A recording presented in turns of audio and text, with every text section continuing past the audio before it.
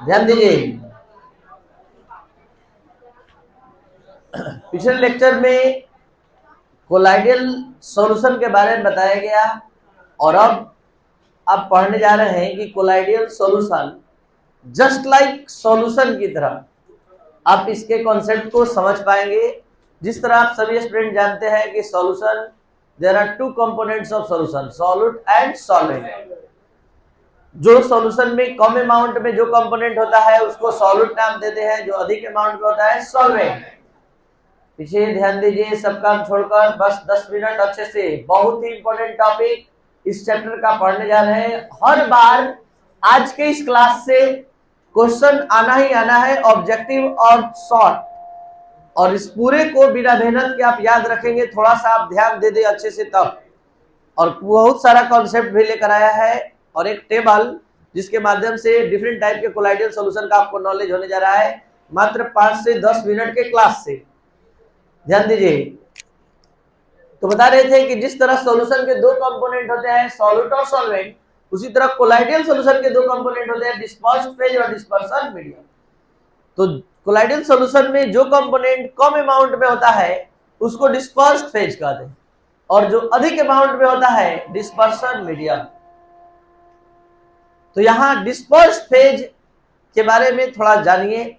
The component of colloidal solution which is present into the less amount is called dispersed phase।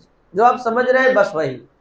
किसी भी colloidal solution में जो solute होता है उसको डिस्पर्स्ड फेज कहते हैं, और किसी भी कोलाइडल सॉल्यूशन में जो सॉल्वेंट होता है उसको डिस्पर्सन मीडियम कहते हैं।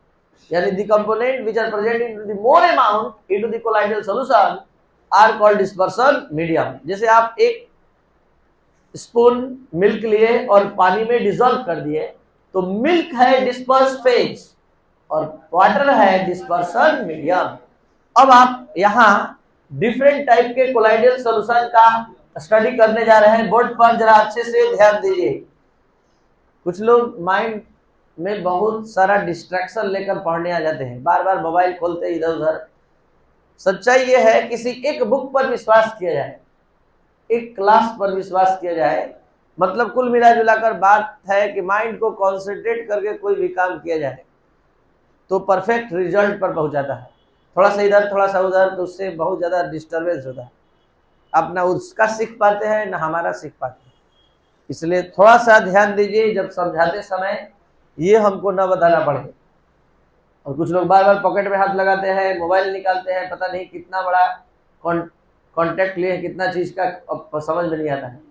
कुछ करना है नहीं, बस ध्यान देना है, और उसमें भी दिक्कत हो रहा है। देखिए, types of colloidal solution on the basis of physical state of DP and DM. What is DP? Dispersed phase. What is DM? Dispersion medium.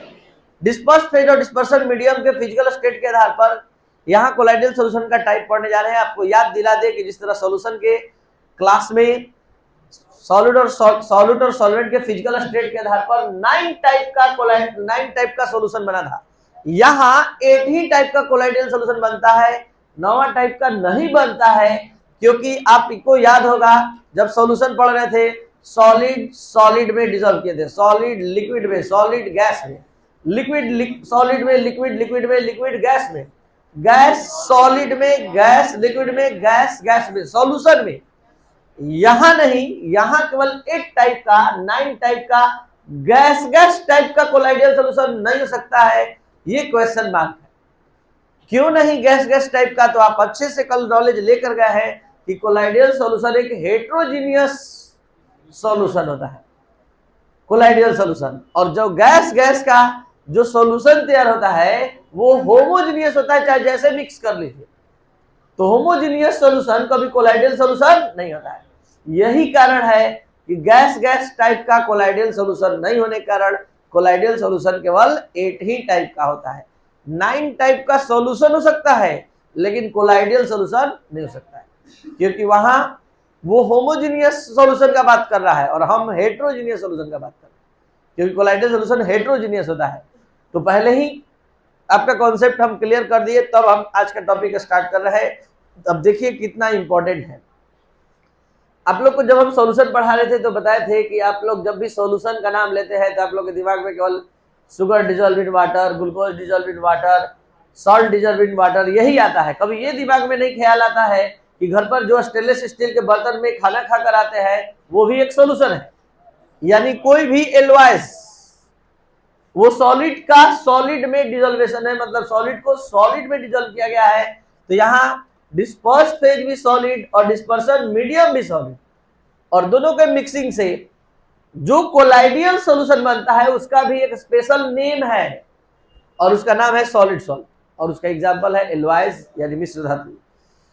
Solid को लिक्विड में डिजोल्व करेंगे तो वहां जो कोलाइडियल सॉल्यूशन बनेगा उस कोलाइडियल सॉल्यूशन का name है सॉल्ट, और इसका बेस्ट एग्जांपल है पेंट स्टार्च। सॉलिड को गैस में घोले तो वहां कोलाइडियल सॉल्यूशन बनेगा जो उसका नेम है एरोसॉल, स्मॉक, वोल्केनो डस्ट, यानी कि जो ज्वालामुखी का डस्ट निकलता है वो भी एक सॉल्यूशन है, और वो सॉलिड गैस टाइप का सॉल्यूशन है और वो कोलाइडियल सॉल्यूशन है, और उस कोलाइडियल सॉल्यूशन को हम नेम देंगे एरोसॉल। तो आ गया आपके एग्जाम में, smoke is the example of sol, aerosol, gel, emulsion. Volcanic dust is the example of aerosol, gel, emulsion. तो क्या होगा? एरोसॉल। तो ये एरोसॉल, जेल, इमल्सन, ये क्या चीज का नाम ले रहे हैं? कोलाइडियल सॉल्यूशन के नेम का नाम ले रहे हैं। ये इतना टाइप है कोलाइडियल सॉल्यूशन, सब कोलाइडियल सॉल्यूशन है, लेकिन कब किसको उस कोलाइडियल सॉल्यूशन को क्या कहते हैं ये सीखना है आज के क्लास में। अब लिक्विड को सॉलिड में डिसॉल्व करेंगे तो लिक्विड डिस्पर्स्ड फेज आपका लिक्विड स्टेट में होगा और डिस्पर्सन मीडियम सॉलिड स्टेट में। तो उस बने हुए कोलाइडियल सॉल्यूशन को हम आज के बाद क्या कहेंगे? जेल। यानी जो बटर है, चीज है, जो आप रेस्टोरेंट में खाना खाते हैं ऊपर से चीज सर्व करता है, मतलब डाल देता है, तो कहने का मतलब वो चीज क्या है? तो वो कोलाइडियल सॉल्यूशन है और उसको जेल बोलते हैं। तो आगे एग्जाम में butter is the example of gel, emulsion, aerosol, solid form, तो जेल। तो ये चीज आपको ध्यान देना है। इसके बाद लिक्विड, जो लिक्विड डिस्पर्स फेज और डिस्पर्सन मीडियम दोनों लिक्विड फेज में हो तो वहां जो कोलाइडियल सॉल्यूशन बनता है उसको बोलते हैं इमल्सन। तो यहां इस तरह से भी क्वेश्चन पूछा जा सकता है, emulsion is the mixture of liquid solid, liquid gas, इस तरह से। तो आपको याद रखना है कि इमल्सन तैयार होता है डिस्पर्स फेज जब लिक्विड स्टेट में होगा और डिस्पर्सन मीडियम भी लिक्विड स्टेट में होगा। तो मिल्क इसका बेस्ट एग्जांपल है, और सिरप, खांसी का सिरप या कोई भी चीज का सिरप या टॉनिक, जो भी सिरप होता है वो इमल्सन होता है, कंप्लीट मिक्स होता है, दो लिक्विड को मिक्सिंग से बनाया जाता है। लिक्विड गैस क्या है? तो मान लीजिए आप सुबह सुबह ठंडा के दिन में निकलने चले गए, टहलने चले गए, ठीक है, निकल गए आप, और आपका कुछ देर में आपका शर्ट गीला हो गया। इसका क्या मतलब है कि जो भी एयर है, इन्वायरमेंट में जो एयर मौजूद है उसमें वाटर का ड्रॉपलेट्स है, छोटा छोटा पानी का बूंद है, और वो उसके संपर्क में आप आए और आपका कपड़ा गीला हो गया। इसका मतलब ये है कि वहां मतलब लिक्विड डिसॉल्व है एयर में। तो वो एग्जाम्पल है किसका? एरोसॉल का। और बेस्ट एग्जाम्पल इसका फॉग और क्लाउड है, जो कुहासा और बादल।